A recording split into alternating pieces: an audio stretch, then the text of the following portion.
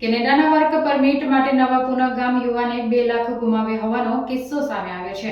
નવા પુનઃગામના યુવાને અગાઉ પોલેન્ડ ખાતે નોકરી દરમિયાન ઇન્દોરના સાથી કર્મચારી જોડે મિત્રતા હતી. ઇન્દોરના મિત્રએ ઇન્દોરના ડેવલફોક્સ પ્રાઇવેટ લિમિટેડના સચિન સોંગિયા જોડે ઓળખાણ કરી, જે ભારે પડી હતી. પ્રોસેસના નામે 2 લાખ મેળવ્યા બાદ ફોન ઉંચકવાનું બંધ કરી દીધું હતું. ઇન્દોરના મિત્ર જોડે સચિન સોંગિયા પાસે પહોંચી રૂપિયાના બદલામાં ચેક લીધા, પણ તે પણ બાઉન્સ થયા હતા. અંતે જે થાય તે કરી લેની ધમકી આપતા પોલીસે ફરિયાદ કરી હતી.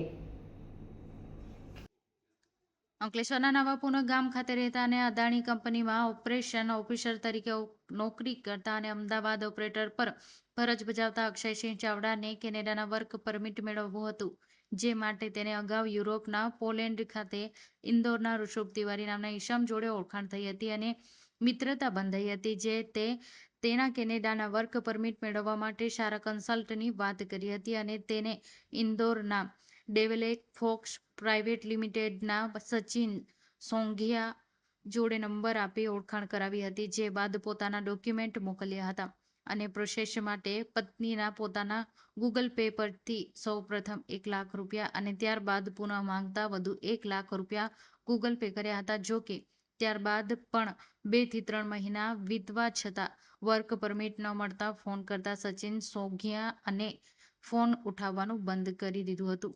અંતે તેને જાતે ઇન્દોર પહોંચી પોતાના મિત્ર ઋષભ તિવારી જોડે સચિન સિંઘિયાના ઘરે પહોંચ્યા હતા, જ્યાં તેને કન્સલ્ટ ફર્મમાંથી નોકરી છોડી દીધી હોવાનું અને હવે વર્ક પરમિટનું કામ ના થશે તેમ જણાવી રૂપિયા માટે ચેક આપ્યા હતા. જે ચેક બાઉન્સ થયા બાદ સચિન સોંગિયાની ફોન કરતા તેઓએ રૂપિયા નથી, તમારાથી થાય એ કરી લો કહી ફોન કાપી નાખ્યો હતો.